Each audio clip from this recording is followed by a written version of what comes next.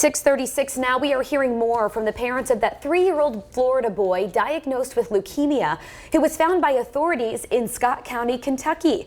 The child is caught in the middle of a fight between his parents and local authorities. When the parents decided to halt chemotherapy, police stepped in and took the boy away. The case is raising serious questions about parental rights when it comes to a child's medical care. NBC's Molly Hunter has more. A show of support this weekend for little Noah McAdams. We fight for Noah's rights. The 3-year-old was diagnosed with leukemia last month. We were absolutely shocked, devastated. After 2 chemotherapy treatments at his Florida hospital, his parents, Joshua and Taylor, say he improved and, according to his lab tests, showed no signs of cancer. The hospital wouldn't specifically comment to NBC News on Noah's case, citing privacy concerns.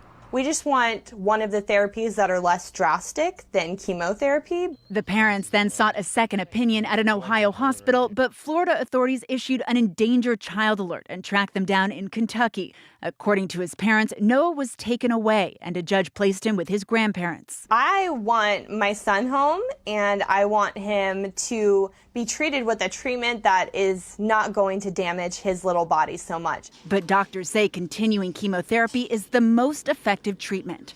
We need chemotherapy. It is the most effective mechanism, the most effective therapy for getting us to that 90% cure. Noah's parents vow to continue his medical checkups, but did they have the right to refuse his chemotherapy in the first place?